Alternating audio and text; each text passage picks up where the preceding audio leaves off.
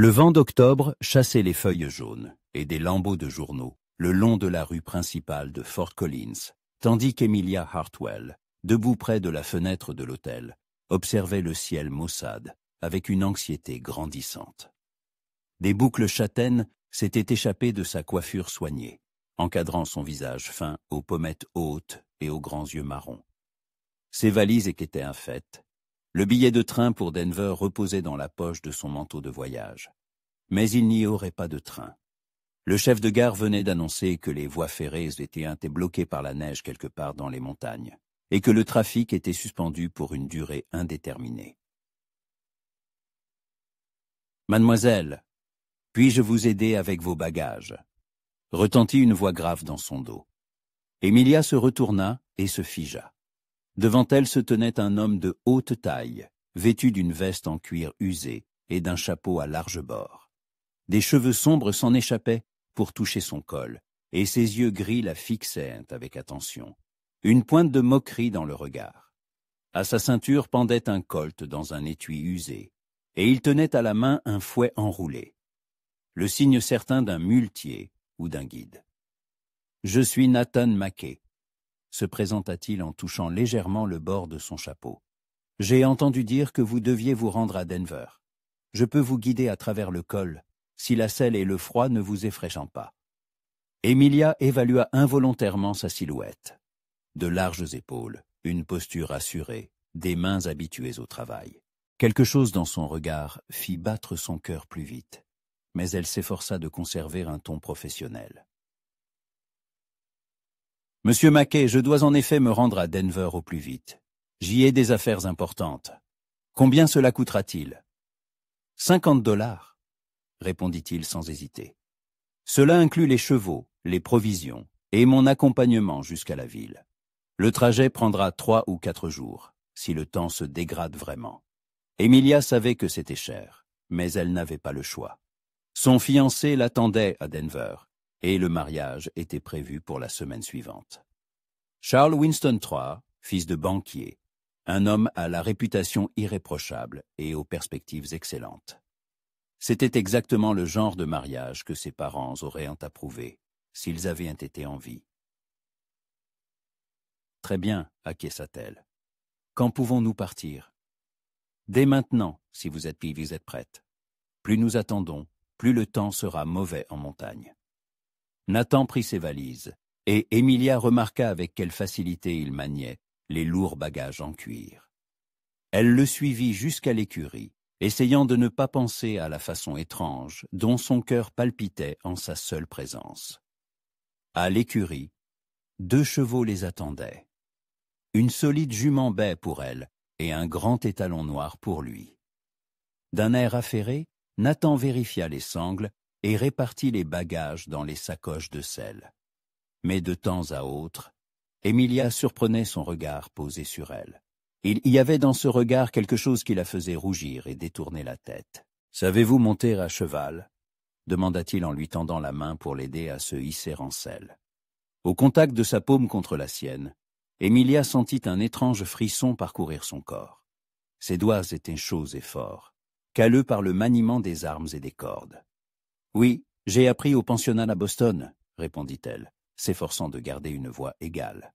« Boston !» répéta-t-il avec un léger sourire en coin. « Loin de chez vous, donc. Désormais, ma maison sera à Denver. » Quelque chose traversa son regard. De la surprise, de la déception.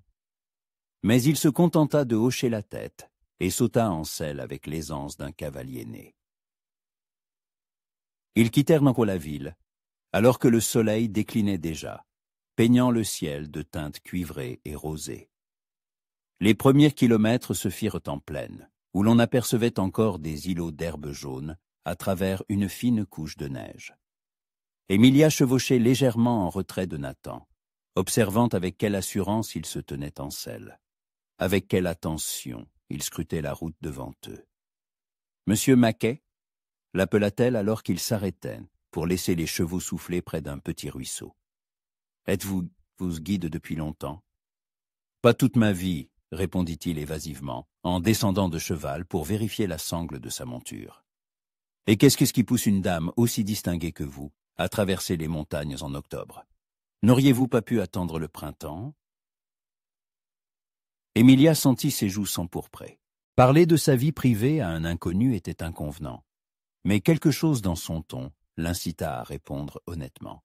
« Je me marie dans une semaine. Mon fiancé m'attend. » Nathan se figea, sa main s'immobilisant sur la sangle. Lorsqu'il releva la tête, son regard arborait une expression qu'Emilia ne sut déchiffrer.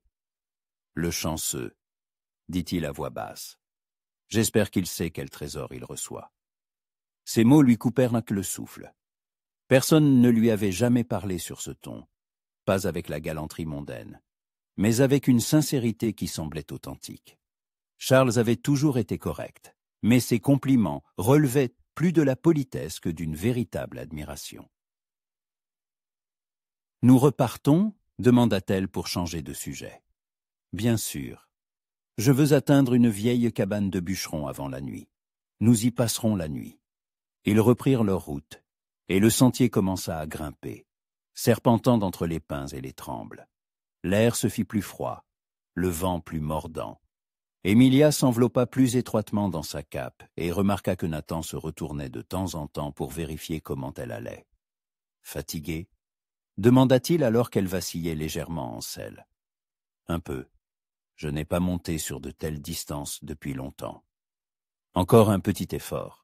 La cabane n'est plus très loin. » Mais lorsqu'ils atteignirent enfin la petite construction en bois au milieu des pins, le soleil était déjà couché et de gros flocons de neige tourbillonnaient dans l'air. Nathan alluma rapidement un feu dans la cheminée, pendant qu'Emilia inspectait leur refuge. La cabane était simple mais propre.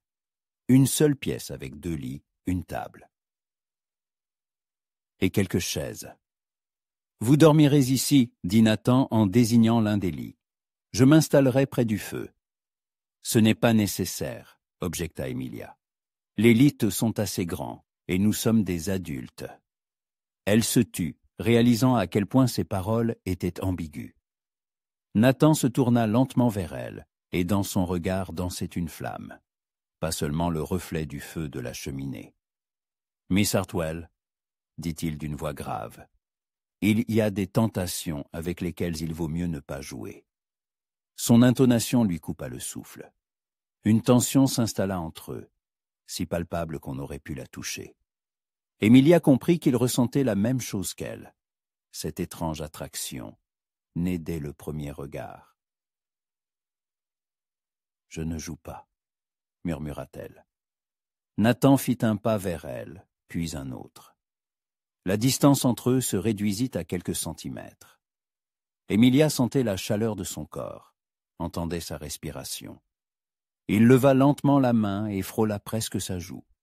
Mais au dernier moment, il retira sa paume. « Vous allez vous marier, » dit-il en reculant, « et je ne suis pas du genre à détruire le bonheur des autres. »« Et d'où savez-vous que c'est le bonheur ?» lui échappa-t-il. La question resta en suspens entre eux. Nathan la regarda fixement, et Emilia comprit qu'elle en avait trop dit. Mais il était trop tard pour reculer. « Alors vous ne l'aimez pas, » constata-t-il. « Et l'amour est un luxe que je ne peux pas me permettre, » répondit-elle avec amertume. « Après la mort de mes parents, il me restait peu d'argent. Un mariage avec M. Winston m'assurera la sécurité et une position sociale. Et qu'est-ce qui vous assurera le bonheur ?» Cette question la transperça comme un couteau. Emilia se tourna vers la fenêtre, derrière laquelle tourbillonnaient les flocons. « Le bonheur n'est pas toujours le plus important, » dit-elle doucement. « Peut-être, » concéda Nathan. « Mais vivre sans, c'est ne pas vivre du tout. » Ils dînèrent en silence. Du bœuf en conserve et des biscuits secs, arrosés de café chaud dans une tasse en fer-blanc. Mais même ce simple repas semblait meilleur parce qu'ils le partageaient. Emilia observait Nathan à la dérobée, ses mains fortes, les ombres dansant sur son visage, à la lueur du feu, ses yeux attentifs qui croisaient parfois les siens. Quand vint l'heure de dormir, Nathan s'installa effectivement par terre près de la cheminée, sa selle en guise d'oreiller. Emilia, allongée dans son lit, écoutait le crépitement des bûches et sa respiration. Le sommeil ne venait pas. Monsieur Mackay, appela-t-elle doucement. Oui? Êtes-vous marié? Un long silence. Non, jamais. Pourquoi? Un homme comme vous, toujours sur les routes, ce n'est pas une vie pour une famille. Et vous n'aimeriez pas vous poser. Un autre long silence. Je pensais que non, jusqu'à aujourd'hui. Ces mots restèrent en suspens, chargés de sous-entendus. Emilia comprit ce qu'il voulait dire, et son cœur battit encore plus vite. Elle ferma les yeux et tenta de s'endormir. Mais ses pensées tourbillonnaient comme les flocons derrière la fenêtre. Le matin, elle fut réveillée par une odeur de bacon grillé. Nathan était déjà debout, préparant le petit déjeuner sur le feu. Par la fenêtre, on voyait que la neige était tombée toute la nuit. La terre était recouverte d'un manteau blanc de plusieurs centimètres. « Bonjour », dit-elle, se sentant mal à l'aise après la conversation de la veille. « Bonjour », répondit-il sans lever les yeux de sa poêle. « Le petit déjeuner est prêt. Nous devons nous dépêcher, la chute de neige s'intensifie. » Mais lorsqu'ils quittèrent la cabane, Emilia remarqua que Nathan ne se pressait pas. Et il choisissait des sentiers, plus longs mais plus pittoresques. S'arrêtait souvent pour laisser les chevaux se reposer, étudiant longuement les traces sur la neige. Et tout le temps, il lui parlait des montagnes, des animaux sauvages, de la façon de lire le temps dans les nuages. « Vous voyez cette gorge là-bas » dit-il en montrant une fissure entre deux rochers. « Il y a tout un lac, gelé en ce moment. L'été, l'or. Et c'est si transparente qu'on peut voir le fond à 20 pieds. C'est magnifique, acquiesça Emilia. Mais elle ne regardait pas la gorge, mais son visage, éclairé par la lumière, réfléchi par la neige. « Et si nous nous arrêtions ici pour déjeuner ?» proposa-t-il. « Les chevaux sont fatigués. » Les chevaux semblaient en pleine forme. Mais Emilia ne protesta pas. Elle aimait passer du temps avec Nathan, écouter ses histoires, se sentir vivante et authentique, et non la poupée corsetée qu'elle était dans les salons de Boston. La journée passa vite, et le soir, ils atteignirent une autre cabane, plus grande que la précédente, avec une pièce séparée pour les provisions. La neige, pendant ce temps, continuait de tomber, et le monde derrière les fenêtres devenait de plus en plus blanc et silencieux. « Demain, nous atteindrons le col, » dit Nathan en allumant un autre feu, et de là, ce n'est plus très loin de Denver. Pour une raison quelconque, cette perspective ne réjouissait pas Emilia. Au contraire, une étrange mélancolie s'installa dans sa poitrine, à l'idée que ce voyage allait bientôt se terminer, qu'elle retournerait à sa vie d'avant, aux réceptions mondaines, aux convenances et aux conventions, à un mariage avec un homme qu'elle respectait mais n'aimait pas. « Monsieur Mackay, dit-elle soudain, et si nous n'y arrivions pas à temps? Et si la neige bloquait le col ?» Il leva des yeux surpris vers elle. « Nous y arriverons. Je connais ces montagnes comme ma poche. Je vous livrerai à votre fiancé à temps, n'en doutez pas. » Mais il y avait dans sa voix quelque chose, une réticence, comme s'il n'était pas pressé, lui non plus, de terminer ce voyage. Le 3e jour du voyage commença par une découverte inquiétante. Nathan se réveilla plus tôt que d'habitude et, en regardant par la fenêtre, vit ce qui le fit froncer les sourcils. La neige continuait de tomber sans relâche, et la couche atteignait déjà près d'1 pied. Le vent hurlait dans la cheminée, et les arbres dehors ployaient sous le poids des chapeaux de neige. Emilia dormait encore, recroquevillée sous la couverture, et Nathan s'accorda quelques minutes pour la regarder. Ses cheveux châtains étaient éparpillés sur l'oreiller, et dans son sommeil, la tension qu'elle portait d'habitude avait disparu de son visage. Elle paraissait plus jeune, plus vulnérable, et quelque chose se serra dans sa poitrine à l'idée que dans un jour ou deux, il la remettrait entre les mains d'un autre homme.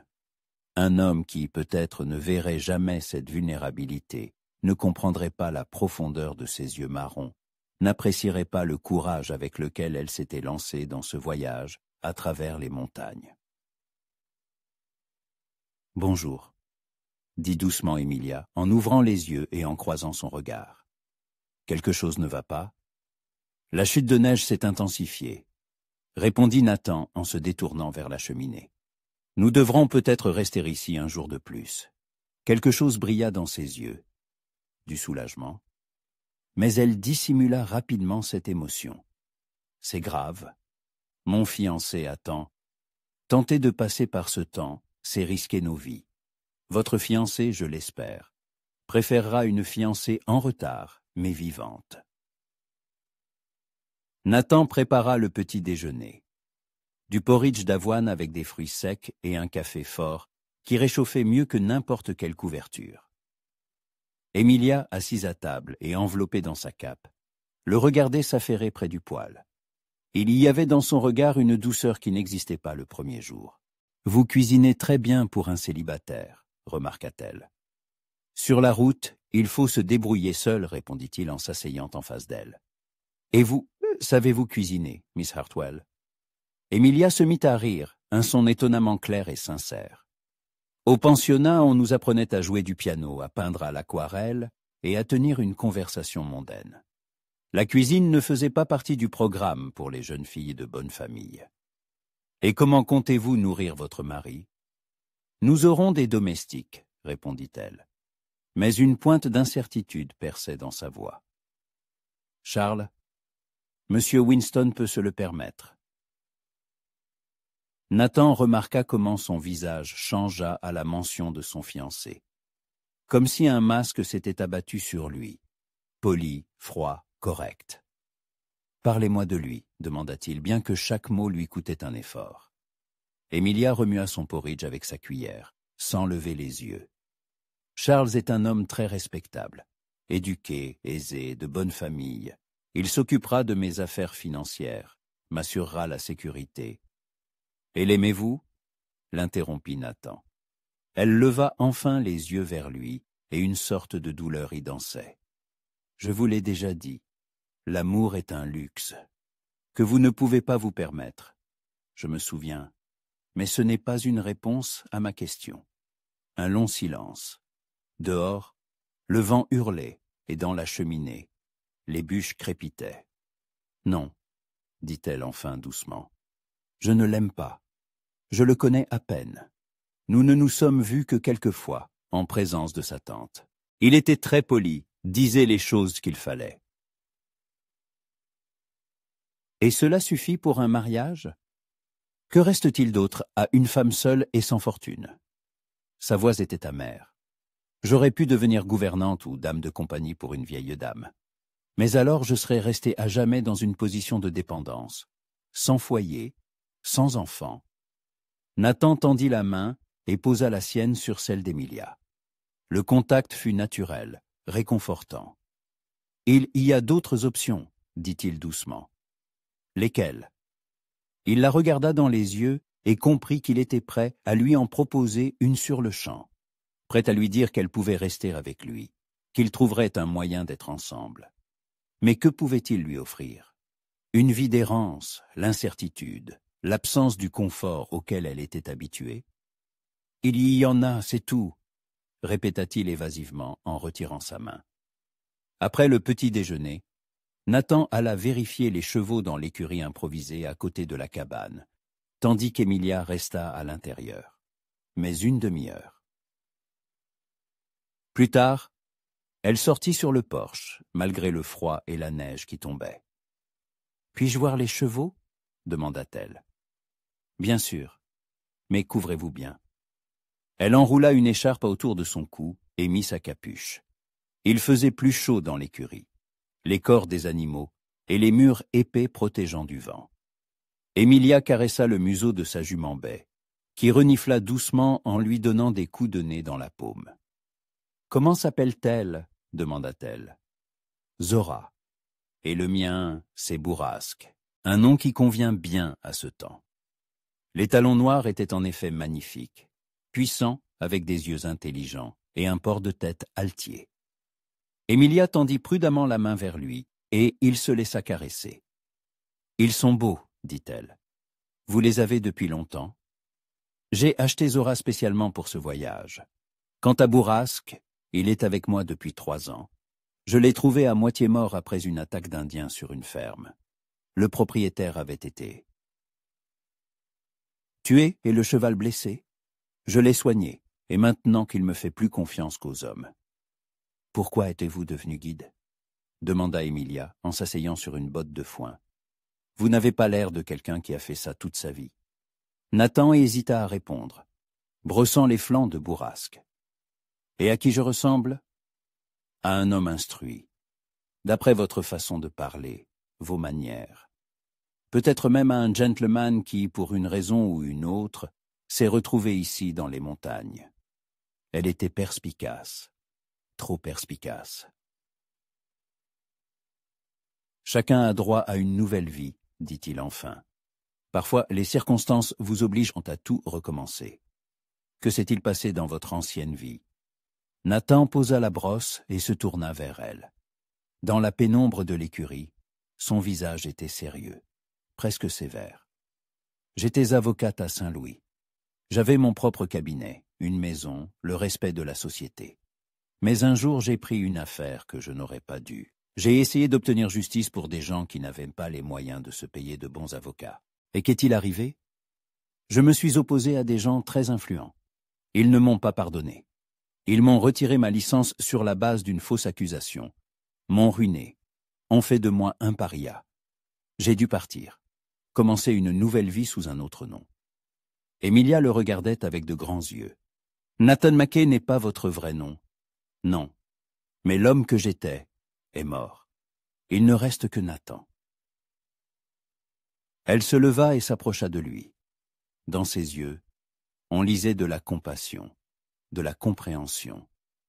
Je suis désolé de ce qu'on vous a fait, mais vous avez bien agi en défendant les faibles.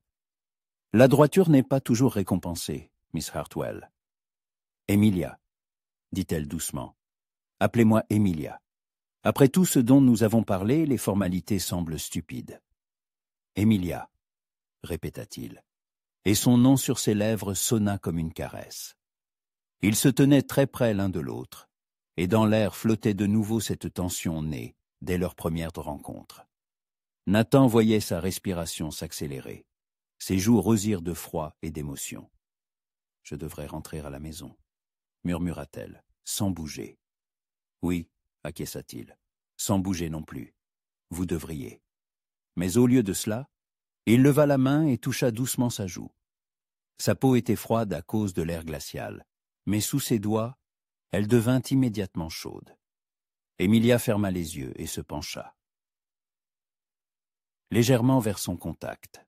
« Emilia » prononça-t-il de nouveau son nom, cette fois très doucement. Elle ouvrit les yeux, et il y vit le même désir qui le brûlait lui-même. La distance entre leurs visages se réduisit à quelques centimètres. Il sentait la chaleur de son souffle, voyait chaque cils, chaque étincelle dorée dans ses yeux marrons. Et c'est alors que Bourrasque hennit, comme pour les avertir. Le son brisa le charme du moment, et ils s'écartèrent brusquement l'un de l'autre. « Je dois vraiment y aller, » balbutia Emilia en se dirigeant rapidement vers la sortie. Nathan resta dans l'écurie, essayant de maîtriser sa respiration et ses pensées. Que faisait-il? Elle était fiancée à un autre. Elle avait des projets, des obligations. Et lui, il était un homme sans passé, sans avenir, vivant au jour le jour. Mais lorsqu'il retourna à la maison une heure plus tard, Emilia l'accueillit avec un regard où il n'y avait aucun regret. Au contraire, quelque chose de chaud et d'attirant dansait dans ses yeux. « La neige se calme, » dit-elle en regardant par la fenêtre. « Oui, » confirma-t-il. « Demain matin, nous pourrons repartir. » « Dommage, » lui échappa-t-il, et elle rougit aussitôt. « C'est-à-dire, c'est une bonne chose, bien sûr. » Charles s'inquiète. « Emilia, » l'interrompit Nathan, « vous ne devriez pas l'épouser. » Les mots lui avaient échappé avant qu'il ait pu y réfléchir. Elle le regarda avec surprise. « Que voulez-vous dire? Vous savez ce que je veux dire. Ce qui se passe entre nous, ce n'est pas le fruit de l'imagination, c'est réel. »« Mais je ne peux pas, » commença-t-elle. Mais il ne la laissa pas finir. « Vous le pouvez. Vous avez le choix. Vous pouvez choisir une vie avec un homme que vous n'aimez pas, pour la sécurité et la position sociale. Ou vous pouvez prendre un risque et essayer de trouver le vrai bonheur. Avec vous ? demanda-t-elle doucement. La question resta en suspens entre eux, lourde comme une balle de plomb. Nathan comprit qu'il avait atteint le point de non-retour. « Si vous le voulez, » répondit-il simplement. Emilia se tourna vers la fenêtre, et il vit la tension dans ses épaules, la façon dont elle serrait les poings. « Vous ne comprenez pas, » dit-elle enfin. « J'ai donné ma parole. J'ai des obligations. Des obligations envers qui ?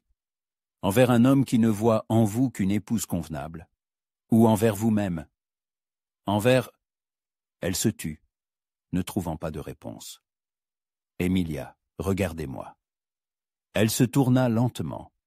Dans ses yeux brillaient des larmes non versées. « En ces 3 jours, j'ai compris, » continua Nathan, « que je suis prête à changer toute ma vie pour vous. Prête à me poser quelque part, à trouver un travail, à devenir l'homme que vous méritez. Mais seulement si vous le voulez. »« Et si ça ne marche pas ?» murmura-t-elle. « Si nous nous trompons, si ce n'est que une proximité forcée par les circonstances, alors nous le découvrirons. Mais au moins, nous aurons essayé. »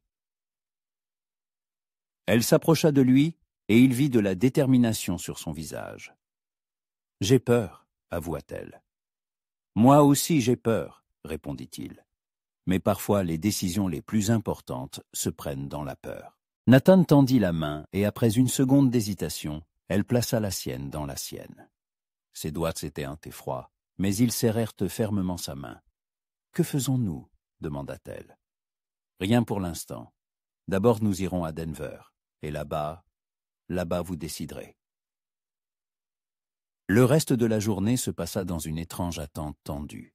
Ils parlèrent de choses et d'autres, du temps, des chevaux, des montagnes derrière la fenêtre. Mais entre les mots, résonnait autre chose, des promesses non dites, des questions non résolues, des désirs que tous deux s'efforçaient de maîtriser. Le soir, alors qu'ils étaient assis près de la cheminée après le dîner, Emilia demanda soudain « Et comment vous appeliez-vous avant ? Quel était votre vrai nom ?» Nathan resta longtemps silencieux, regardant les flammes danser.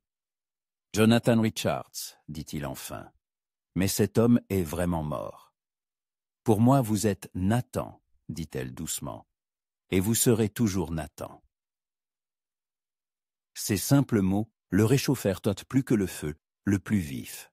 Pour la première fois en 3 ans, il sentit qu'il pouvait redevenir entier, qu'il pouvait cesser de fuir son passé et commencer à construire un avenir. Mais seulement si elle le choisissait. Seulement si elle risquait de laisser la sécurité pour l'inconnu. Seulement si l'amour se révélait plus fort que la peur. La nuit fut d'un froid glacial et cristallin.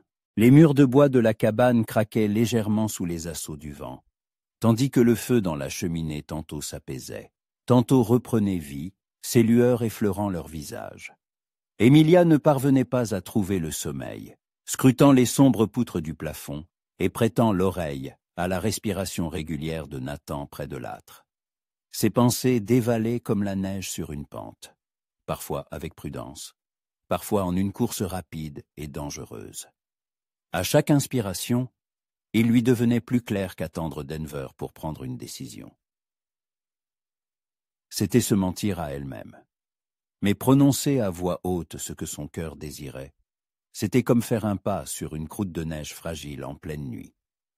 À l'aube, l'air devint transparent, presque vibrant de froid. La neige avait cessé de tomber, et le monde alentour s'étendait comme une nappe blanche immaculée, où chaque trace était comme un mot dans une lettre. Nathan, sans faire de bruit, préparait déjà le bas. Une bâche enroulée qu'avec une couverture, des sacs en toile, un fagot bien ficelé de petits bois secs pour allumer un feu en chemin. Emilia, enveloppée dans son écharpe de laine, sortit sur le porche et inspira le gel, vif, pur, avec une subtile amertume de conifères et la fumée du feu de la nuit. « Aujourd'hui, nous passerons le col, » dit Nathan calmement, « comme s'il annonçait l'heure du petit déjeuner. La route sera plus raide, le vin plus fort. Il faudra avancer à un rythme régulier et ne pas se refroidir. Compris, répondit-elle en repoussant une mèche rebelle.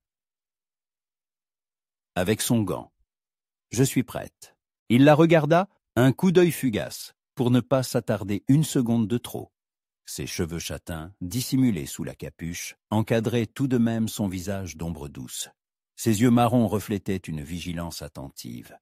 Non pas paniquée mais vive, ses épaules droites sous sa cape ocre.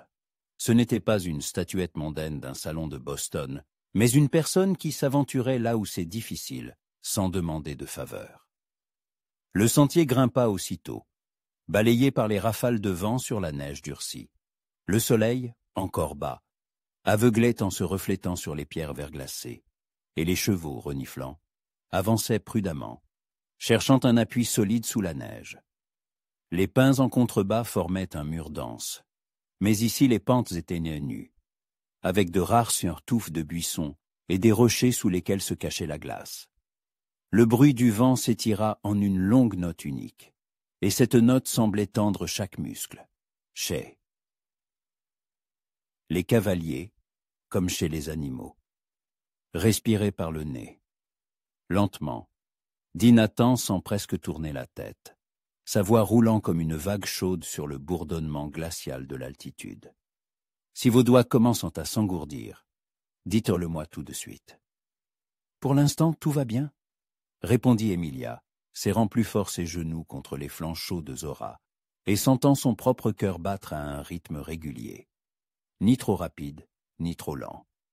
Toutes les demi-heures, Nathan les faisait s'arrêter dans de petites dépressions où le vent était plus calme. Il sortait de ses sacoches de sel une fine gourde de thé, légèrement sucrée, qui sentait le thym et la fumée.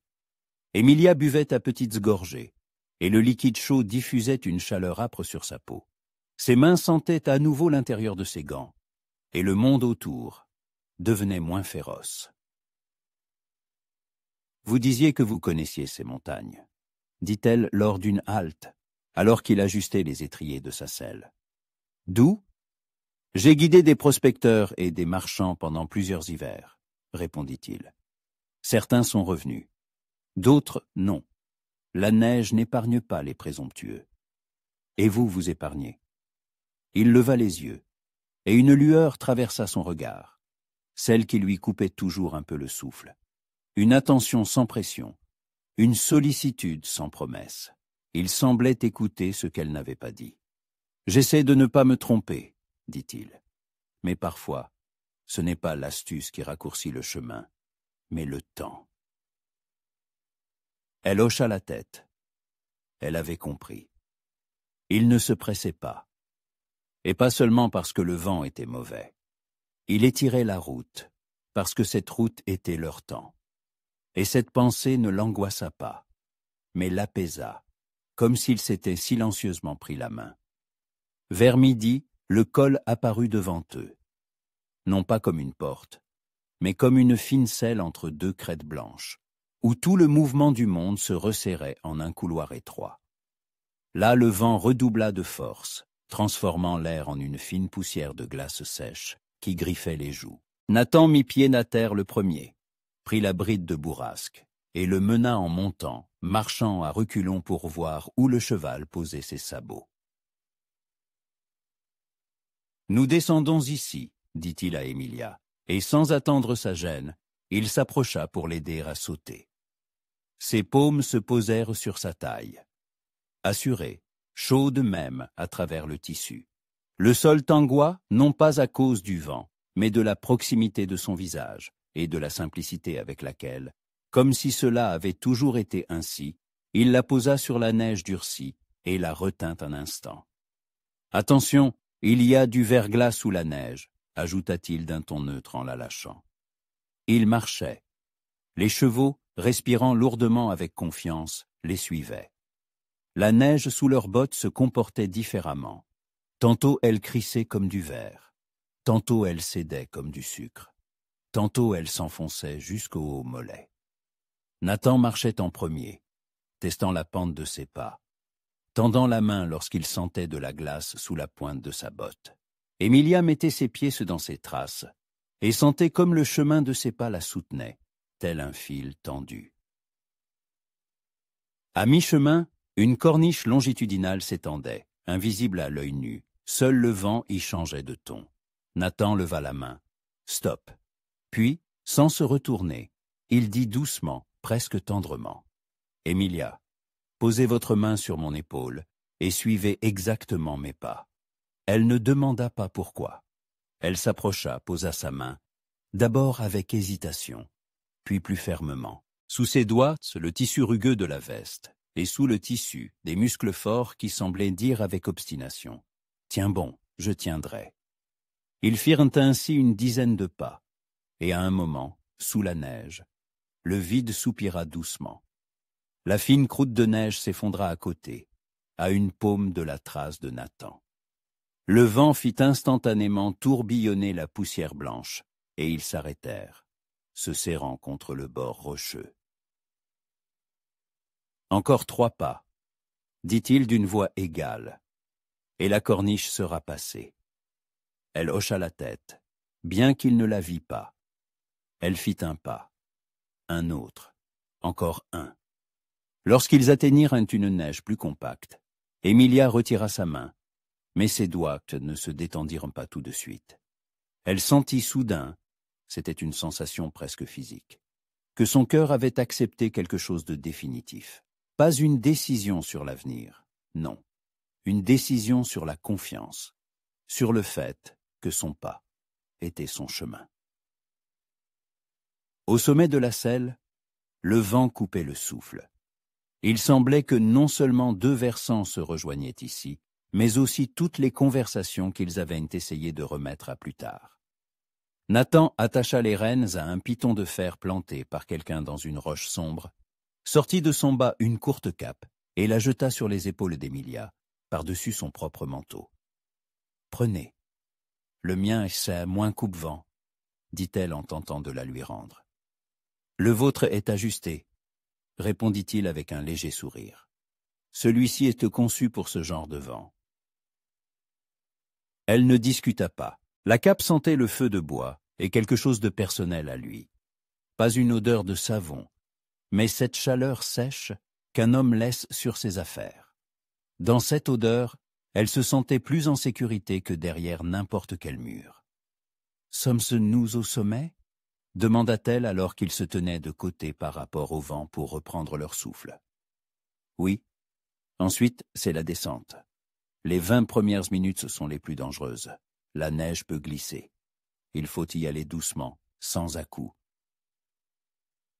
Elle hocha la tête, puis se décida enfin à dire ce qu'elle portait en elle depuis la nuit.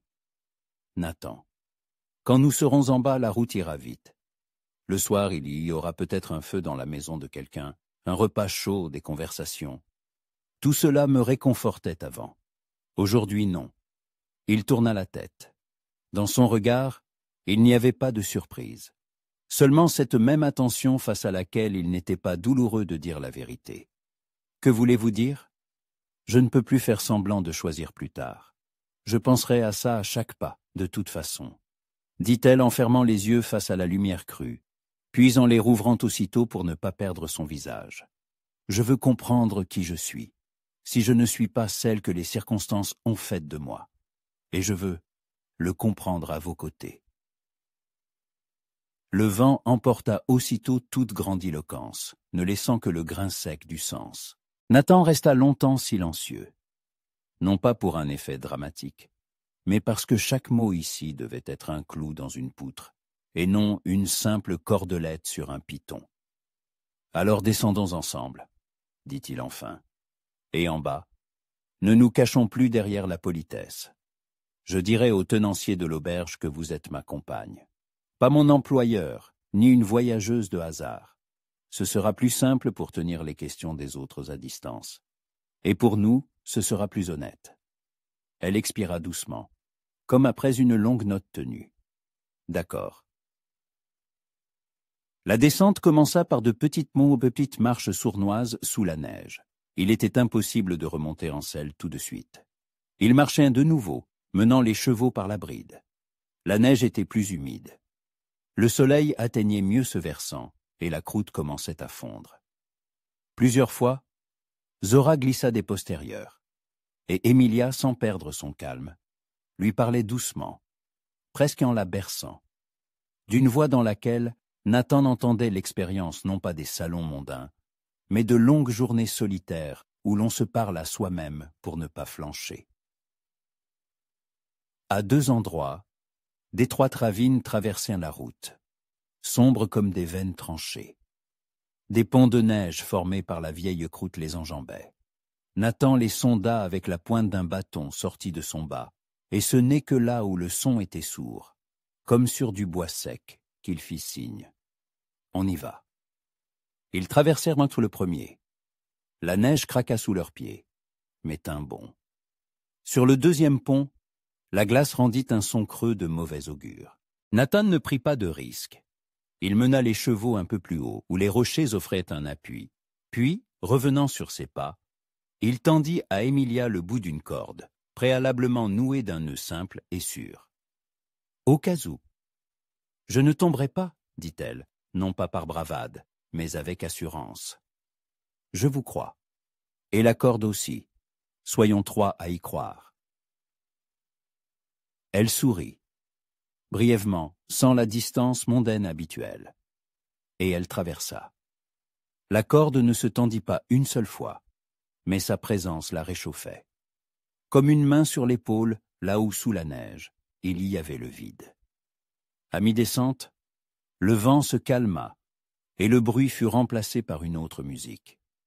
Le murmure lointain de l'eau sous la neige, de rares craquements, lorsque le soleil détachait des branches leurs bracelets de glace.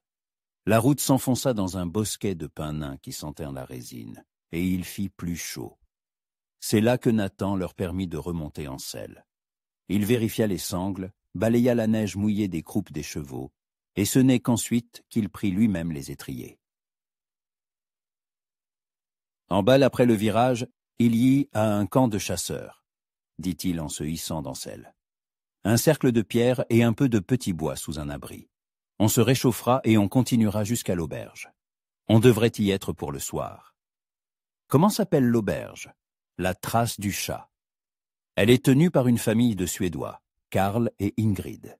Des gens peu curieux, mais qui sont au courant de tout avant tout le monde. Si quelque chose concerne la route ou la ville, nous l'apprendrons là-bas. Le mot « nouvelle » la piqua. Denver réapparut dans son esprit. Des rues où elle ne connaissait encore personne vraiment, et une maison où un rôle était déjà préparé pour elle. Emilia sentit un léger basculement intérieur, comme si la route sous les sabots avait changé de revêtement un instant. À la trace du chat, ils demanderont où nous allons, fit-elle remarquer sans poser de questions. Je dirai. Vers le sud en direction de Pikes Peak, ça suffira. Le reste ne les regarde pas. Il prononça ces mots calmement, sans bravade. Il n'y avait là aucun jeu de fuyard ou de mystère. Simplement l'établissement de limites. C'est précisément cela qui lui plut. Aucun danger inutile, aucun risque facile. Il la protégeait sans lui ôter sa liberté. Au camp de chasseurs, ils firent un petit feu. Nathan alluma habilement le cœur sec du petit bois, y jeta généreusement de fines brindilles, et le feu prit avec une langue élastique, dégageant immédiatement une chaleur pure. Il retira ses gants, tendit ses paumes vers la flamme. Sur ses phalanges, de vieilles cicatrices lissées, pâlies, refusaient obstinément de se cacher sous le bronzage. Emilia approcha aussi ses mains de la chaleur, et le feu, la proximité, la fatigue qui montait, lui donnèrent soudain envie de mots simples. « Quand vous dites « ensemble », dit-elle en regardant la flamme, je n'entends pas une promesse pour l'éternité, mais une proposition de vivre honnêtement, jour après jour. C'est bien ça? C'est ça, acquiesça-t-il. L'éternité a mauvaise réputation. On jure souvent par elle sans comprendre ce que cela signifie. Jour après jour, c'est plus difficile, mais plus sûr. Alors essayons. Il ne tendit pas la main vers elle, ne toucha pas son épaule. Il la regarda juste brièvement, de telle sorte que dans ce regard, il y avait tout ce qu'elle désirait à ce moment-là. L'acceptation, la détermination et un silence chaleureux dans lequel on pouvait respirer. Ils arrivèrent à la trace du chat au coucher du soleil. L'auberge se dressait à un carrefour, basse, large, construite en pierre ronde, avec une lumière ambrée et chaude aux fenêtres. La fumée de la cheminée s'élevait en une bande droite, promettant chaleur, nourriture et paroles humaines. Sur le porche, un garçon d'une dizaine d'années, vêtu d'un manteau de peau de mouton trop grand pour lui, grattait la glace d'un harnais avec un couteau. En voyant les cavaliers, il sursauta et leur tint la porte. À l'intérieur, ça sentait le ragoût de cerf, le pain noir et la bière. Des bouquets d'herbes séchaient au-dessus de l'âtre, et le long du mur étaient alignés des selles et des brides. Derrière le comptoir, Karl, aussi large d'épaules que la porte elle-même, leur fit un signe de tête, pas particulièrement surpris par des étrangers au crépuscule. Ici, chaque soir, quelqu'un sortait de la neige. « Une chambre » demanda-t-il brièvement, mais sans rudesse. « Une chambre, le dîner, un seau d'eau chaude pour se laver et une stalle pour deux, énuméra Nathan. Et, s'il y en a, une place près du feu pour faire sécher les capes. « Il y en aura, » dit Karl en indiquant l'escalier de la tête. « Ingrid !» Deux arrivées.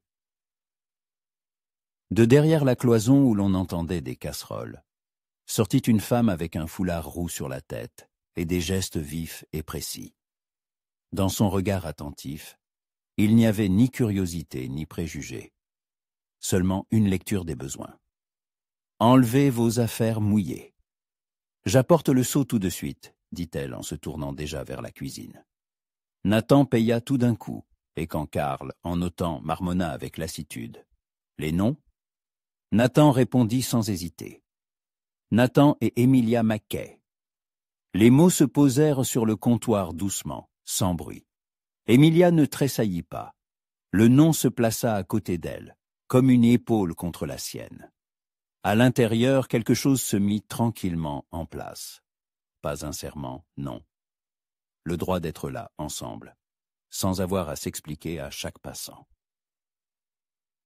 La chambre était simple. Un large lit avec un épais édredon, une couverture à carreaux bien tirée, un coffre sous la fenêtre, une cruche et une bassine sur une petite table. La fenêtre donnait sur la cour.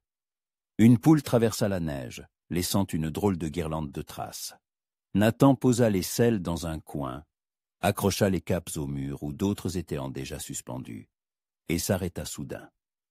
Il se tourna vers Emilia et, oubliant toute prudence, sembla lui demander du regard.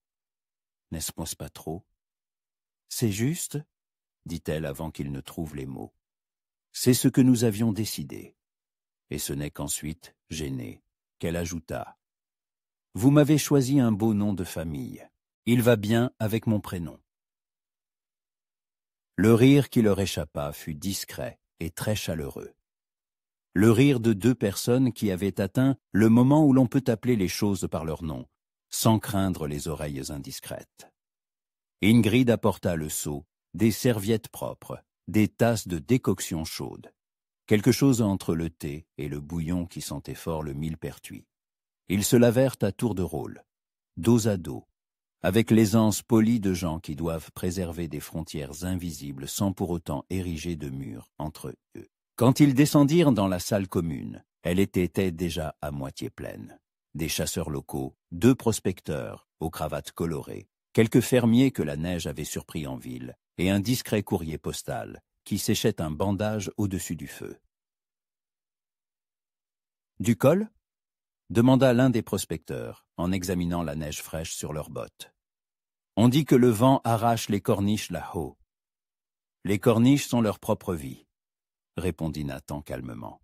« Mieux vaut ne pas les réveiller avec des voix fortes. » La phrase plut à plusieurs. On rit à la table.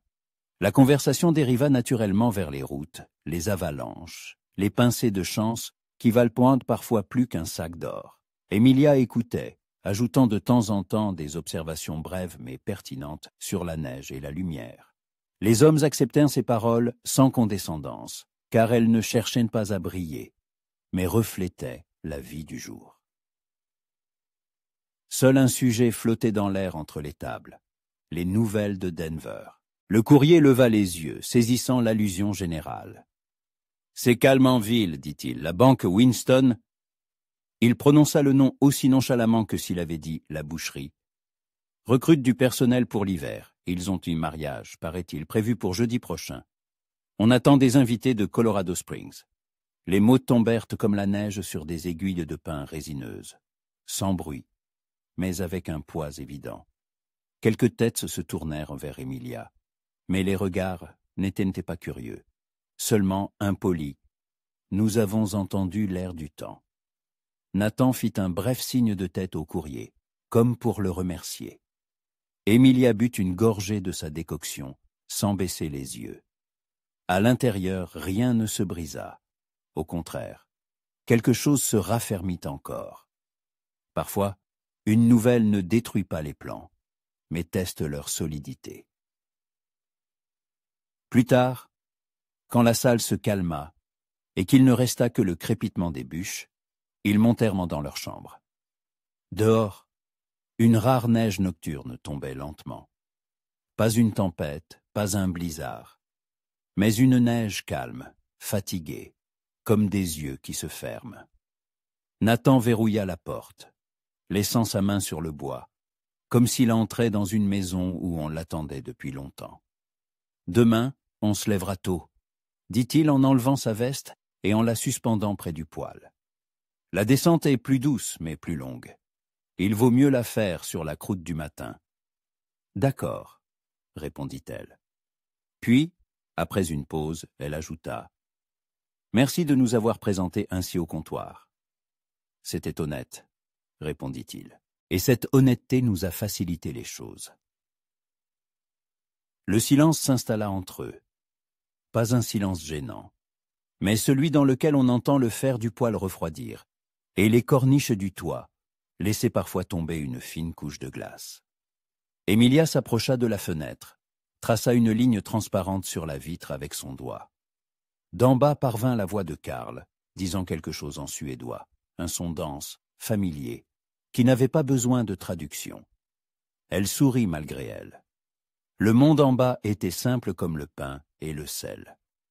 Quand avez-vous compris pour la première fois que les routes étaient votre vie ? Demanda-t-elle sans se retourner. Un jour où je montais une pente et que la neige a changé de son, répondit Nathan. Il y avait un grondement, comme celui de la mer, et j'ai compris qu'aucune salle d'audience ne me parlait aussi honnêtement que ce grondement. Là-bas, on peut parler correctement et se mentir à soi-même. Ici, non. La montagne n'accepte pas les belles paroles. Et les gens, ils les acceptent ?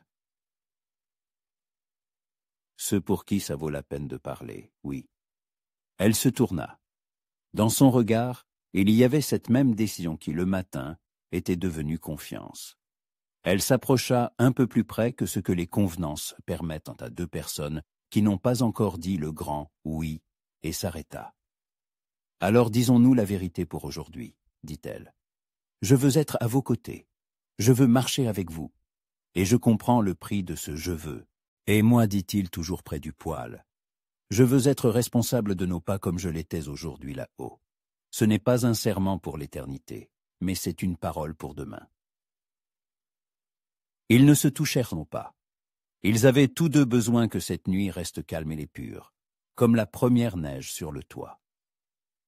Après avoir éteint la lampe, ils se couchèrent, pas tout contre, et pourtant côte à côte, car les murs de cette chambre n'étaient pas faits de planches de pin, mais des mots prononcés aujourd'hui.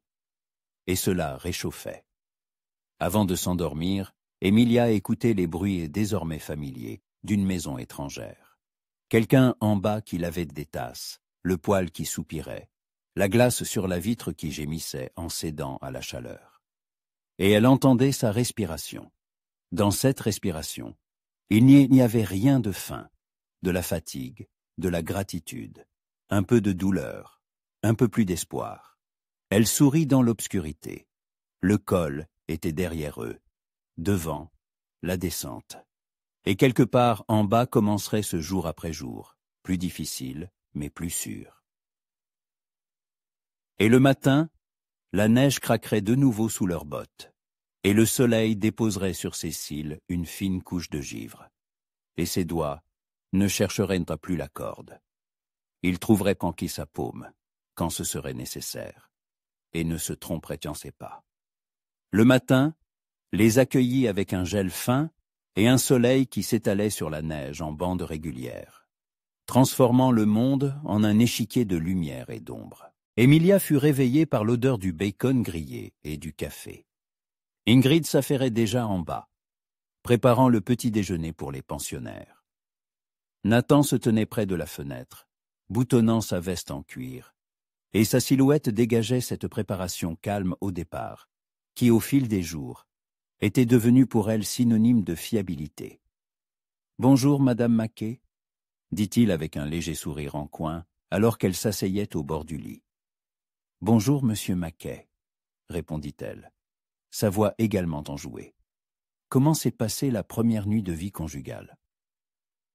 « Étonnamment paisible pour un époux aussi agité, » rétorqua-t-il, et ils rirent tâtés doucement, familièrement. Au petit déjeuner, le courrier apporta de nouvelles informations. La route vers Denver était dégagée, mais des rumeurs circulaient en ville sur les problèmes d'une banque. Pas celle des Winston, une autre. Emilia écoutait d'une oreille distraite, absorbée par ses propres pensées. Chaque kilomètre qui les séparait de la ville rendait sa vie antérieure de plus en plus fantomatique. C'était comme si elle la regardait à travers une épaisse vitre.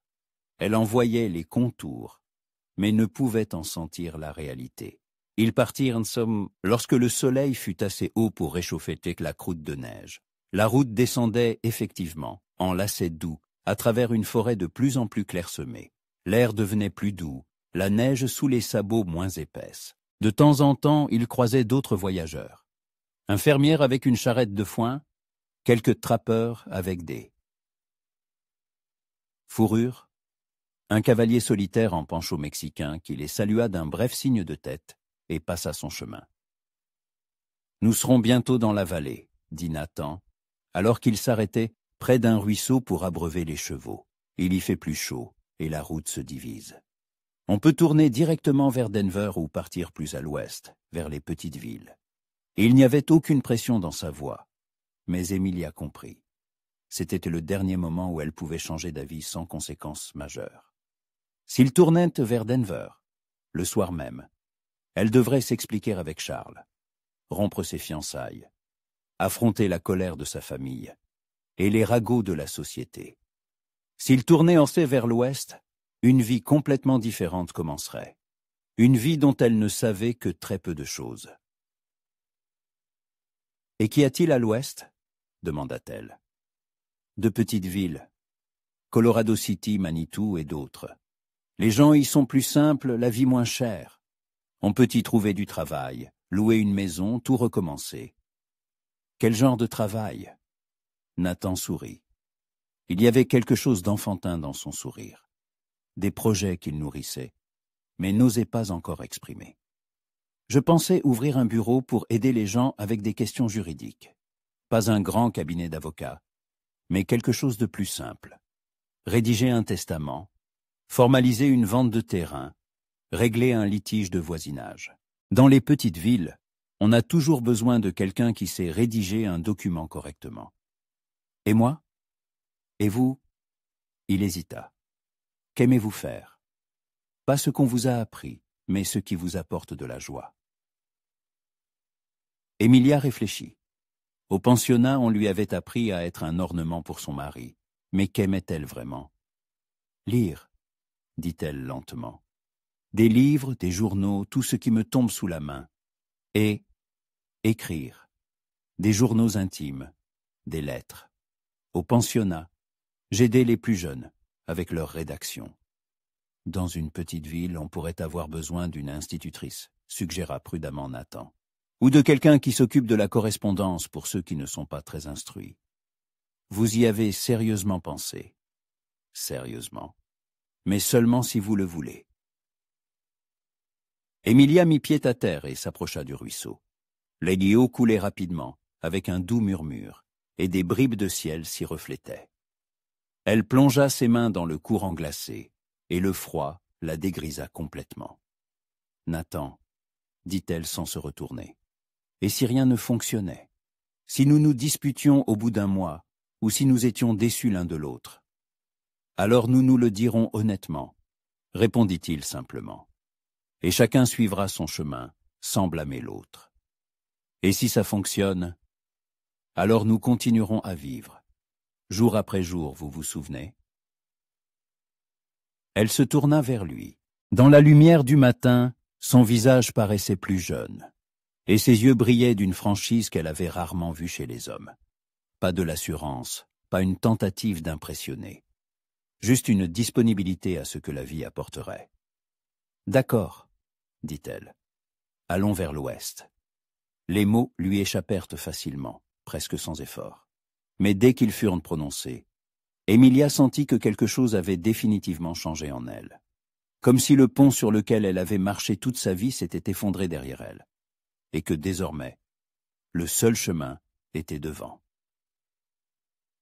Nathan ne célébra pas ni ne prononça de paroles grandiloquentes. Il hocha simplement la tête, prit la bride de son cheval et vérifia la sangle. « Alors passons par Pikes Peak, dit-il d'un ton pratique. La route y est plus belle. » Vers midi, ils descendirent dans la vallée, où la neige avait presque disparu et où l'herbe sous les sabots crissait comme de la paille jaune.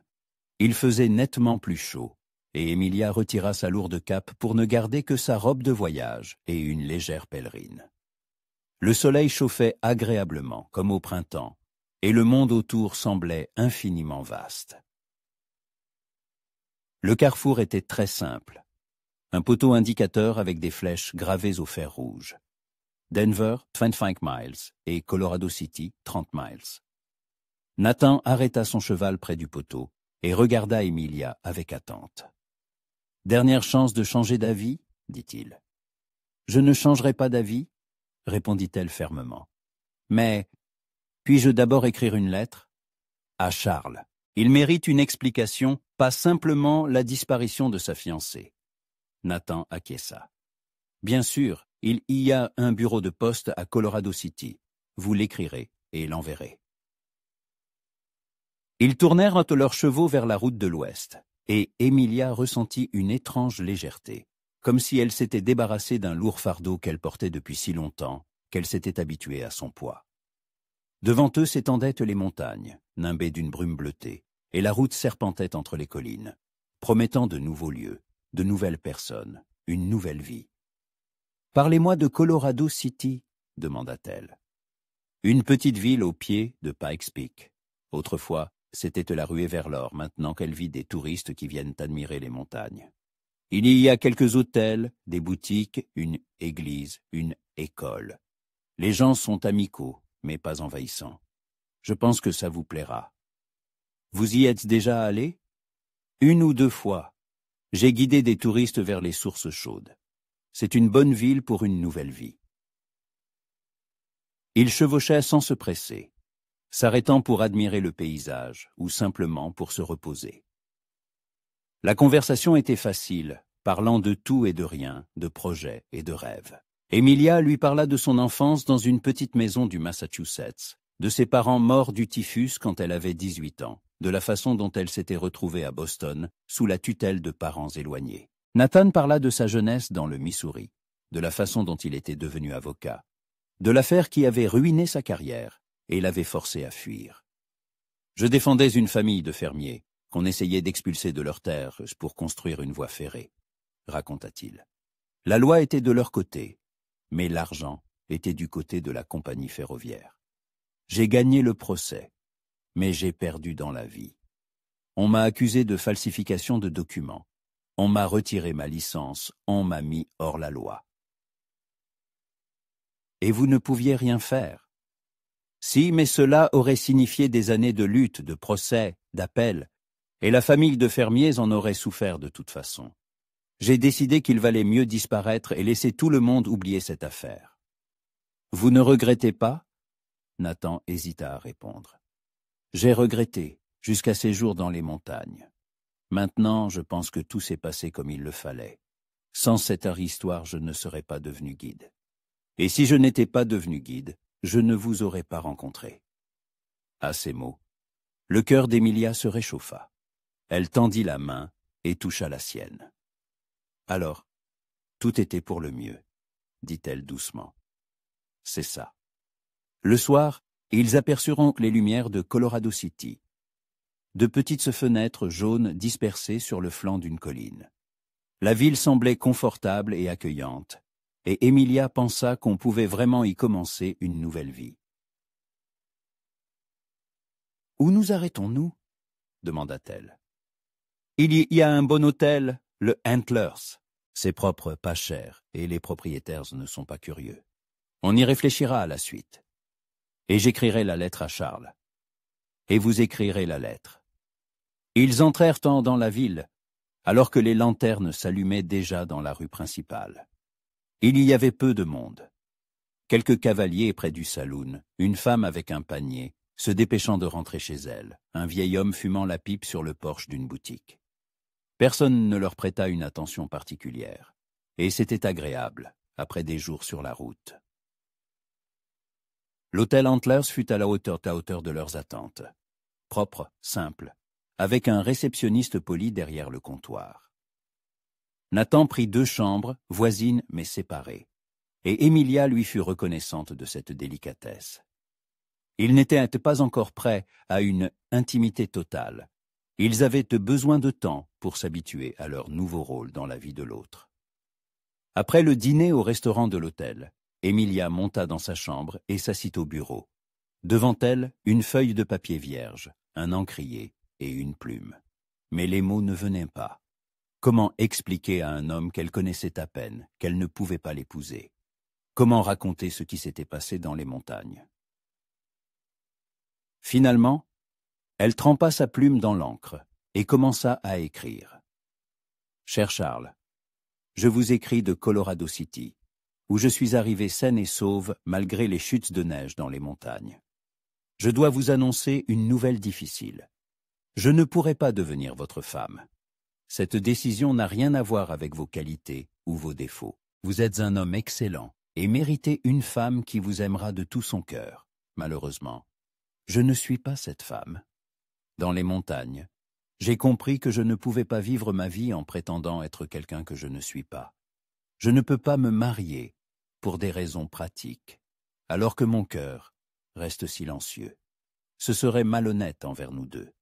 Je vous prie de m'excuser pour les désagréments et les frais occasionnés par les préparatifs du mariage. Je suis prête à les rembourser dès que possible. Je vous souhaite de trouver le bonheur que vous méritez. Avec mes respects et mes regrets pour la peine causée, Emilia Hartwell. Elle relut la lettre 2 fois, corrigea quelques mots et la scella dans une enveloppe. Demain, elle la porterait à la poste, et Charles apprendrait la vérité. Serait-il en colère, contrarié, ou secrètement soulagé? Elle ne le connaissait pas assez bien pour prédire sa réaction. Un léger coup à la porte interrompit ses réflexions. « Emilia » entendit-elle la voix de Nathan. « Puis-je entrer » ? « Bien sûr. » Il entra avec 2 tasses de café fumant à la main. « J'ai pensé que vous auriez besoin de quelque chose de chaud après cette lettre difficile, » dit-il en lui tendant une des tasses. « Merci, j'ai terminé. » Il vit l'enveloppe scellée sur la table et hocha la tête. C'était difficile. « Difficile, avoua-t-elle. Mais juste, il mérite l'honnêteté. »« Et maintenant ?» demanda Nathan en s'asseyant au bord du lit. « Maintenant, nous commençons une nouvelle vie, » répondit Emilia en se tournant vers lui. « Nous cherchons une maison, un travail, nous nous installons, jour après jour comme vous disiez. Et vous n'avez pas peur ? » « J'ai peur, » avoua-t-elle honnêtement, « mais pas comme avant. Avant, j'avais peur de me retrouver sans protection, sans place dans la société. Maintenant, j'ai peur de ne pas être à la hauteur de cette nouvelle vie. Ce sont des peurs différentes. La première paralyse, la seconde mobilise, remarqua Nathan. Exactement. Ils burent leur café dans un silence confortable, chacun perdu dans ses pensées. Dehors, la ville s'endormait. Les lumières s'éteignaient aux fenêtres. Les voix se taisaient dans la rue. Quelque part au loin, un coyote hurla, un cri solitaire et triste. « Nathan, » dit Emilia, alors qu'il s'apprêtait à partir.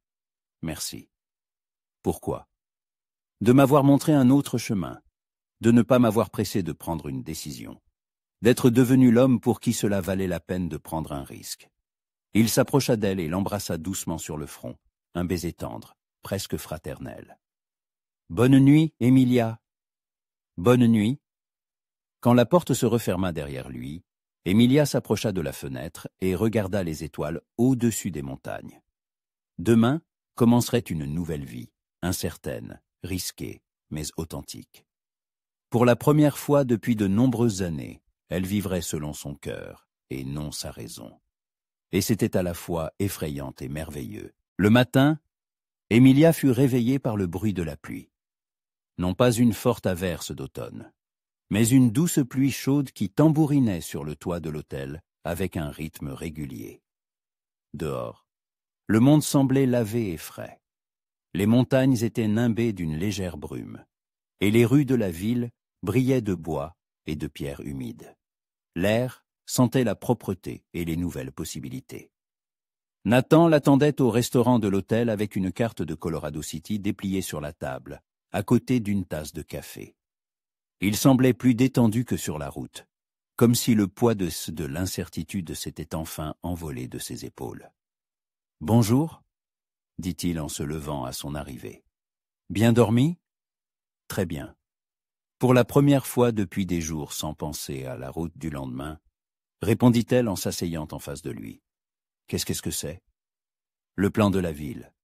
Je pensais qu'il serait bon de jeter un œil, de voir ce qu'il y a ici et ce qui manque. » Emilia se pencha sur la carte, étudiant les rues soigneusement dessinées. Colorado City était plus grande qu'elle ne l'imaginait. Plusieurs quartiers d'affaires, des zones résidentielles, une zone industrielle près de la voie ferrée. « Voici l'école » dit Nathan en montrant un carré au centre de la ville. « L'église est à côté, et ça c'est le palais de justice et la mairie. Si je me lance dans les services juridiques, il serait judicieux de louer un bureau près de ces endroits. Et où allons-nous vivre ? Il y a plusieurs quartiers, dit-il en passant la main sur la carte. Près du centre, c'est plus cher, mais plus pratique. En périphérie, c'est plus calme, mais il faudra marcher ou avoir un cheval. Emilia étudia la carte plus attentivement. La ville était bien conçue, la partie commerciale au centre, les quartiers résidentiels en étoiles, et à la lisière, une bande verte de parc. « Et qu'est-ce que c'est ?» demanda-t-elle en désignant un grand bâtiment au pied de la montagne. « La station thermale de Manitou Springs, des sources chaudes. Des gens des grandes villes viennent s'y soigner et se reposer. On dit que l'endroit est magnifique. » « Donc, il y a des gens instruits, des visiteurs ? » ?»« Bien sûr, et ils ont sûrement besoin de services. Rédiger un contrat, un testament, s'occuper de documents. C'est un bon endroit pour un petit cabinet juridique. » Après le petit déjeuner, ils partirent explorer la ville. Ils commencèrent par la poste. Un petit bâtiment en bois, avec une enseigne soignée, et des pots de géranium sur les rebords de fenêtres. Le receveur, un homme âgé à la barbe grise, accepta la lettre d'Emilia pour Denver et l'assura qu'elle partirait avec le prochain courrier. « Nouveaux habitants ?» demanda-t-il amicalement. « Peut-être, » répondit prudemment Nathan. « Pour l'instant, nous regardons. »« C'est une bonne petite ville, » remarqua le receveur. « Calme, mais pas endormi. Il y a du travail pour ceux qui n'ont pas peur de retrousser leurs manches. » Ils parcoururent ensuite la rue principale, entrant dans les boutiques et parlant avec les habitants.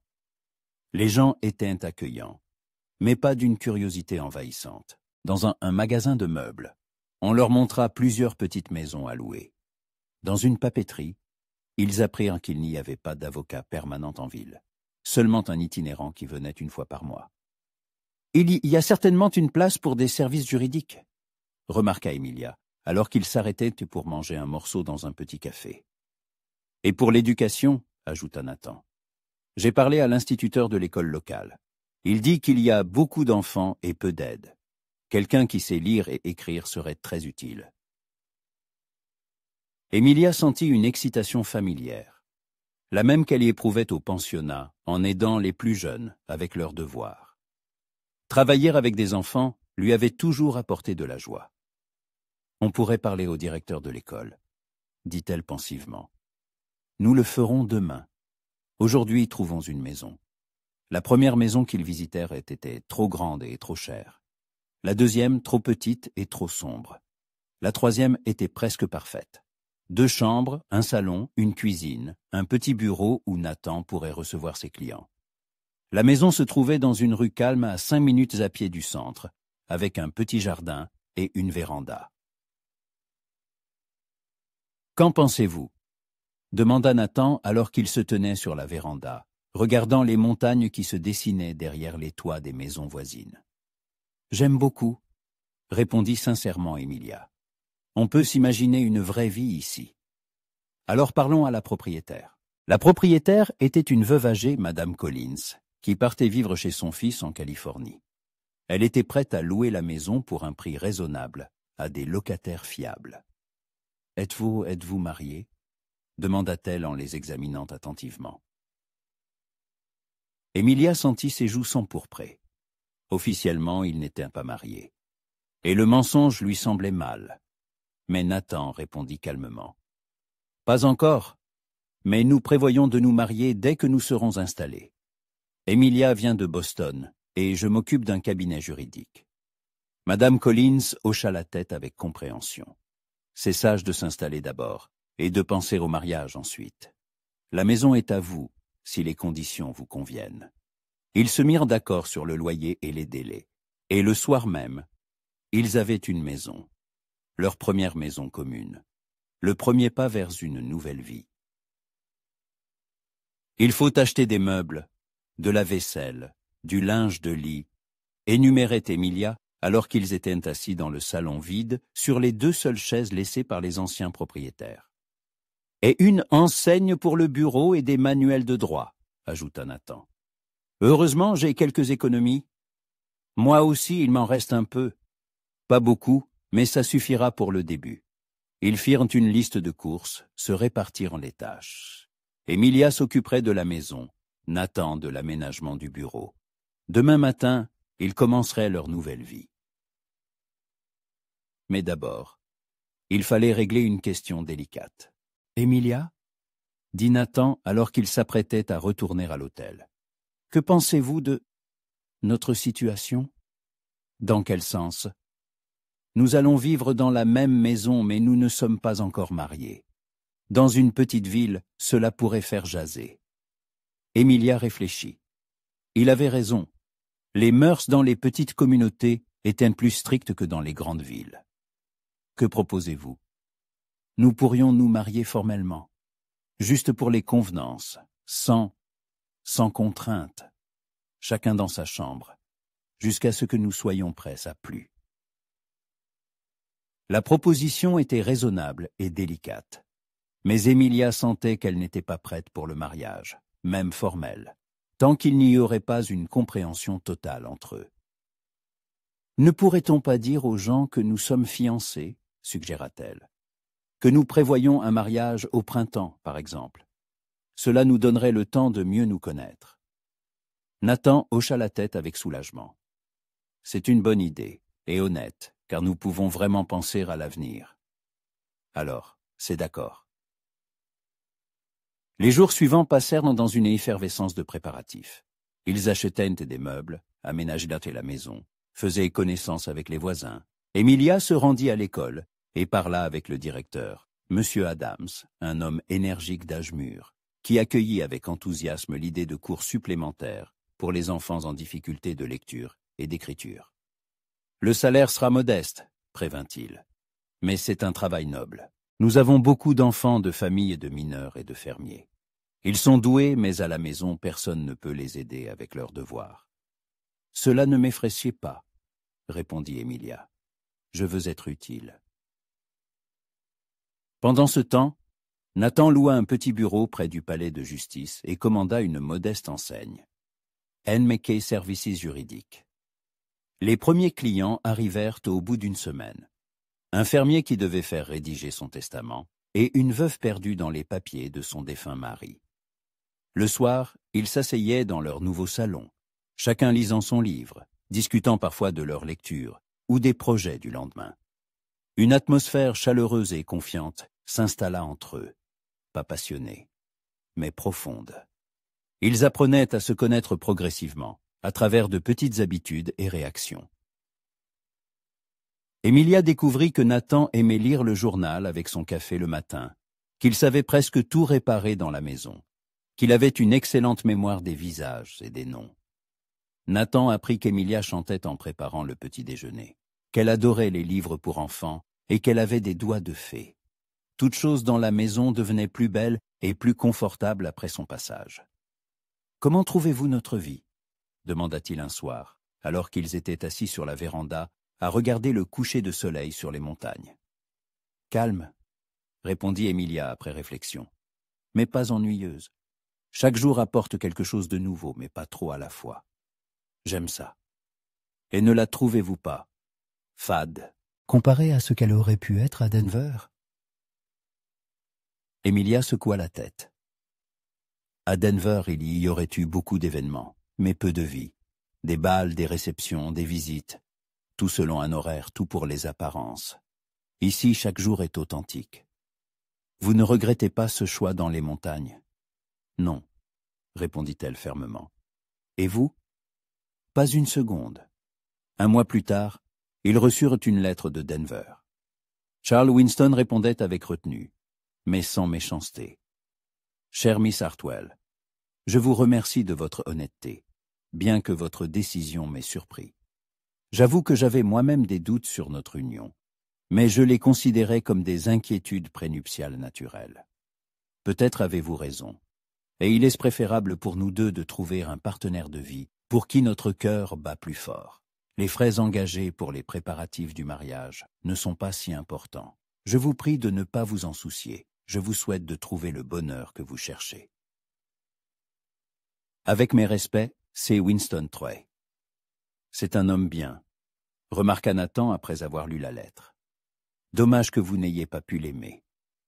Dommage, acquiesça Emilia. Mais on ne peut pas forcer le cœur à ressentir ce qu'il ne ressent pas. En novembre, la première neige tomba, légère, duveteuse, transformant la ville en carte de Noël. Emilia se tenait près de la fenêtre de la cuisine, regardant les flocons tourbillonner à la lumière d'un lampadaire, quand Nathan entra avec une brassée de bois pour la cheminée. « À quoi pensez-vous » demanda-t-il en posant le bois près de l'âtre. « Au temps qui passe si vite, » répondit-elle. « On dirait que nous sommes arrivés hier et c'est déjà presque l'hiver. Et comment avez-vous trouvé ces mois » Emilia se tourna vers lui. Pendant ce temps, il avait changé. Il était devenu plus calme, plus sûr de lui. Son visage n'avait plus cette méfiance qu'on y lisait dans les montagnes. Il était chez lui. « Les meilleurs mois de ma vie, » dit-elle honnêtement. « Pour la première fois, je me sens moi-même. » Et qui êtes-vous, quand vous vous sentez vous-même? La question la fit réfléchir. Une institutrice, une maîtresse de maison, une femme qui peut choisir quoi lire, quoi cuisiner, avec qui être amie, une femme appréciée pour ce qu'elle sait faire, et non pour son apparence ou l'homme qu'elle s'apprête à épouser. Et quoi d'autre? Et aussi, une femme qui attend chaque soir avec joie le retour de l'homme qu'elle aime. Les mots lui échappèrent, et Emilia réalisa qu'elle en avait dit plus que prévu, mais elle ne les retira pas. Nathan s'approcha d'elle. « L'homme qu'elle aime » répéta-t-il doucement. « Oui » répondit-elle sans détourner le regard. « L'homme que j'aime. » Il tendit les mains et prit doucement son visage entre ses paumes. « Emilia, je vous aime aussi, depuis longtemps, depuis ces jours dans les montagnes. Pourquoi ne l'avez-vous pas dit? Je voulais que vous compreniez par vous-même ce que vous ressentiez, sans pression, sans précipitation. » Elle sourit et posa ses mains sur les siennes. « J'ai compris. Et maintenant, je suis prête à entendre une demande en mariage. Une vraie, pas une formelle. Emilia Hartwell, dit-il solennellement, accepteriez-vous de devenir ma femme? Pas pour les convenances, mais parce que je ne peux imaginer ma vie sans vous. J'accepte Nathan Mackay, répondit-elle, et il l'embrassa. Tendrement, longuement, comme pour sceller ce moment à jamais.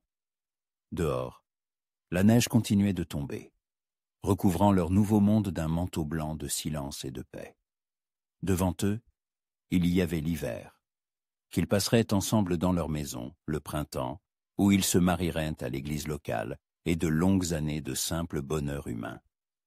Parfois, la route la plus courte passe par les montagnes, qui vous apprennent ce qu'il faut craindre et ce qu'il ne faut pas.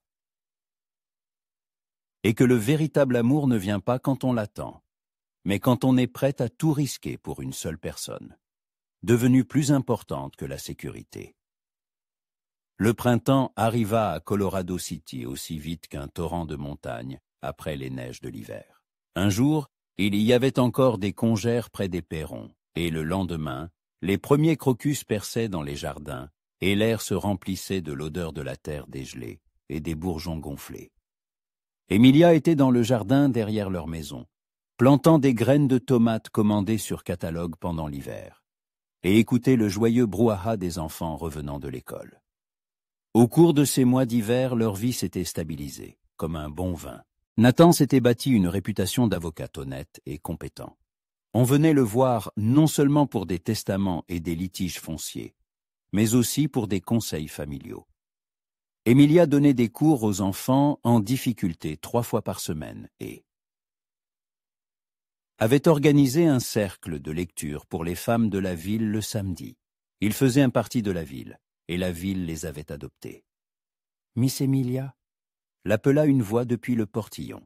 Elle leva la tête et vit Tommy Malone, l'un de ses élèves, un garçon roux aux taches de rousseur, avec des yeux vifs et une chemise éternellement tachée d'encre. « Que se passe-t-il, Tommy? C'est vrai que vous et Monsieur Nathan allez vous marier. Maman dit que tout le monde en parle. » Emilia sourit. Dans une petite ville, les nouvelles se propagent plus vite que le vent. C'est vrai, en mai quand les pommiers seront en fleurs. Je pourrais venir, je n'ai jamais vu un vrai mariage. Bien sûr que tu pourras. Nous invitons tous nos amis. Tommy rayonna et repartit en courant, criant à tout le quartier l'invitation qu'il venait de recevoir. Emilia secoua la tête avec tendresse. Les enfants la rendaient toujours heureuse.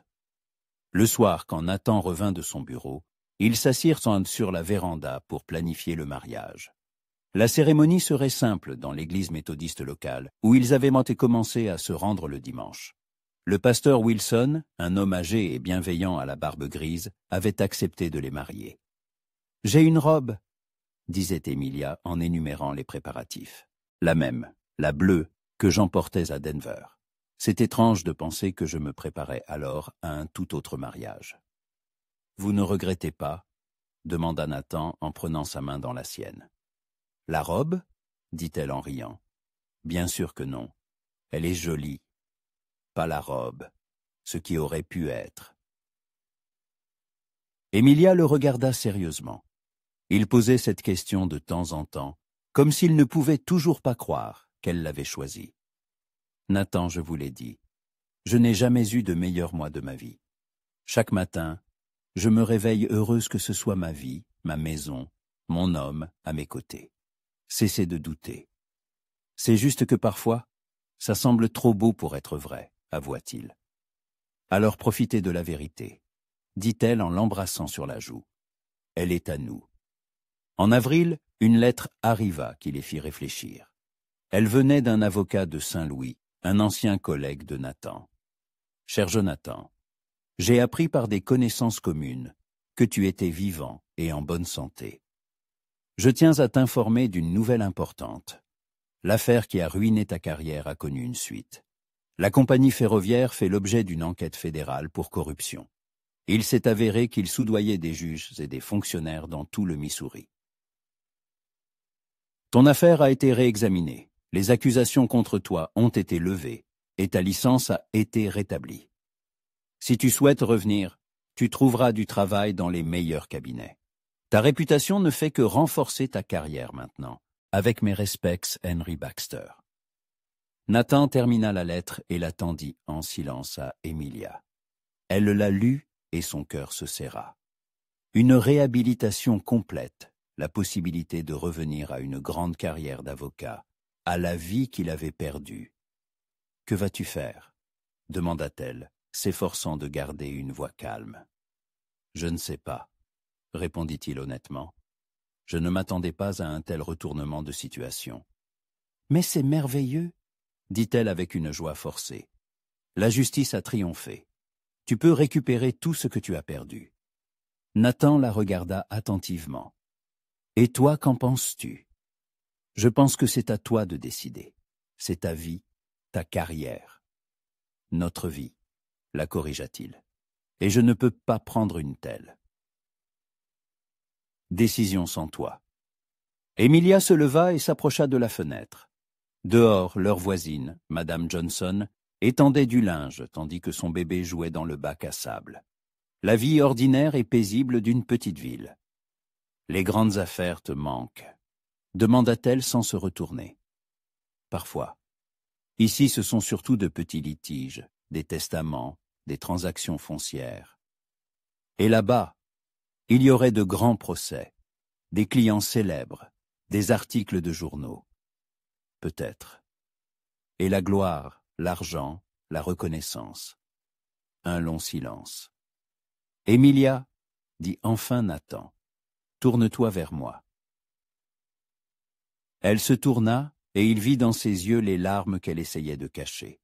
« Pourquoi pleures-tu » ? « Parce que j'ai peur de te perdre, » avoua-t-elle. « Parce que je comprends que tu dois y aller. C'est ta chance de tout récupérer. » Nathan se leva et s'approcha d'elle. « Et si je ne veux pas tout récupérer? Si je veux rester ici? Mais pourquoi, pour moi, ce n'est pas juste. On ne renonce pas à une telle opportunité pour une femme. » « Pas pour une femme, » dit-il en lui prenant les mains. « Avec une femme, il y a une différence. » « Laquelle ? Quand on fait quelque chose pour quelqu'un, on se sacrifie. Quand on fait quelque chose avec quelqu'un, on choisit ce qui rend les deux heureux. » Emilia le regarda dans les yeux et y vit une telle assurance que son cœur s'emballa. « Tu ne veux vraiment pas y retourner ? Il y a 3 ans, j'aurais voulu.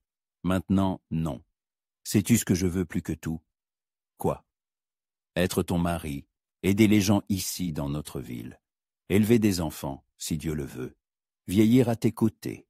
C'est ma vraie vocation, pas la pratique du droit. Et si tu le regrettes plus tard ? Et si je regrette d'avoir choisi une carrière plutôt que l'amour ? Rétorqua-t-il. Une deuxième chance de bonheur comme celle-ci pourrait ne jamais se présenter. Emilia le serra dans ses bras, et ils restèrent ainsi un long moment, écoutant le vent printanier dehors. « Alors, on reste » murmura-t-elle. « On reste, mais pas pour toi ni pour moi, pour nous. » Le jour même, Nathan écrivit une réponse à M. Baxter, le remerciant pour l'information et déclinant poliment tout dans les offres. « J'ai trouvé ici ce que j'ai cherché toute ma vie, » écrivait-il, « et cela vaut plus que n'importe quelle carrière. » Les préparatifs du mariage les entraînèrent dans un agréable tourbillon. Emilia cousait sa robe de mariée. Pas une robe de bal somptueuse, mais une robe simple et élégante, en soie bleue avec des manchettes en dentelle. Nathan commanda un costume chez le tailleur local et des alliances chez le bijoutier. Les voisins préparaient une surprise. Un repas commun après la cérémonie dans le parc de la ville. Madame Collins, leur ancienne propriétaire, vint de Californie spécialement pour le mariage.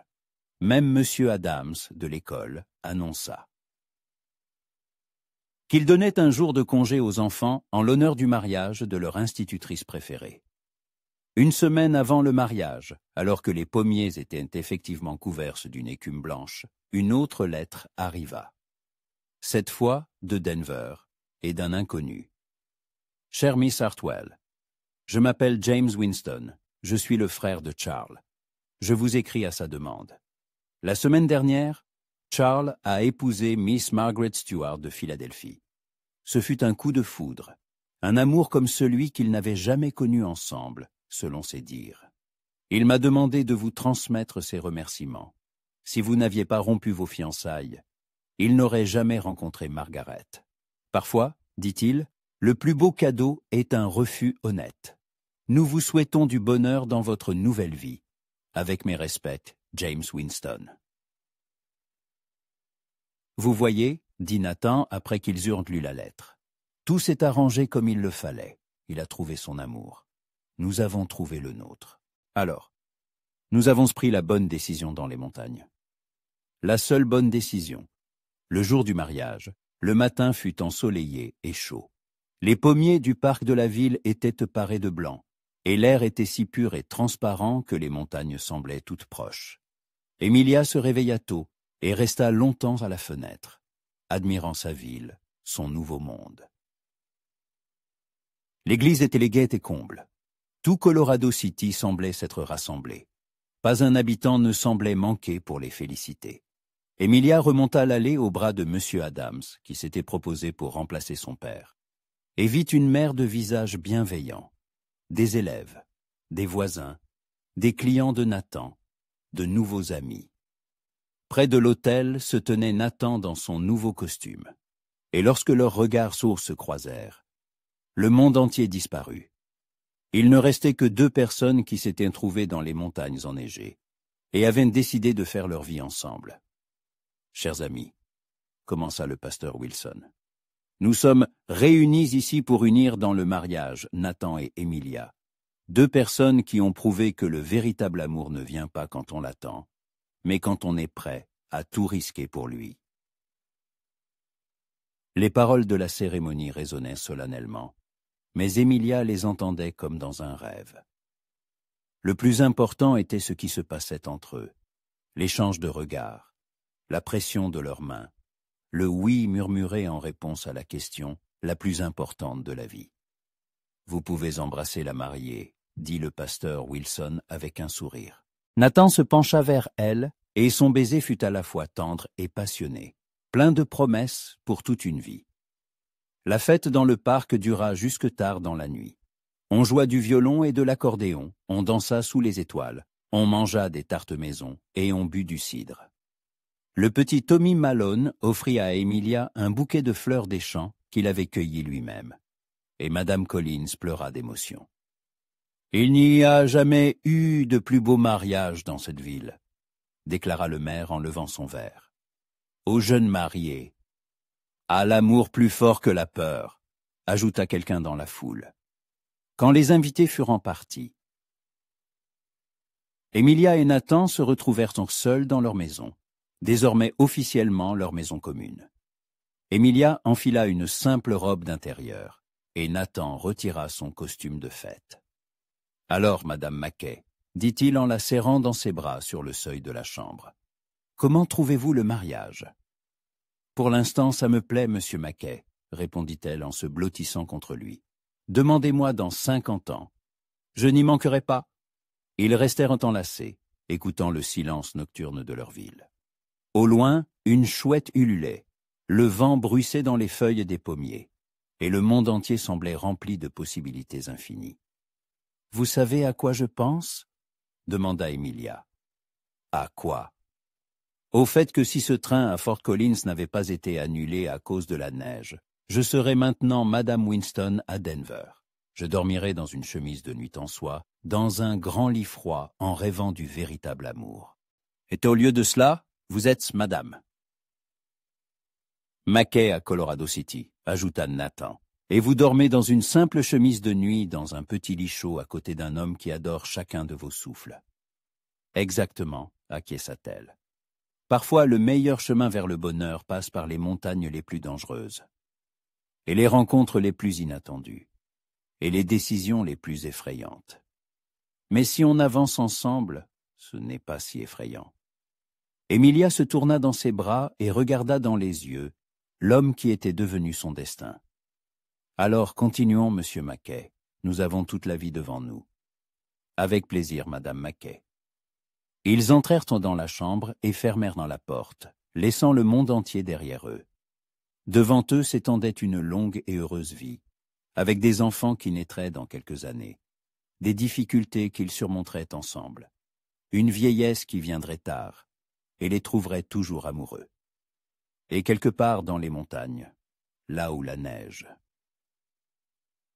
avait autrefois bloqué la route, le vent chantait toujours parmi les pins une chanson sur le fait que le véritable amour ne vient pas quand on l'attend, mais quand on est prêt à changer toute sa vie pour lui, et que parfois, le chemin le plus court vers le bonheur est celui qui semble le plus long.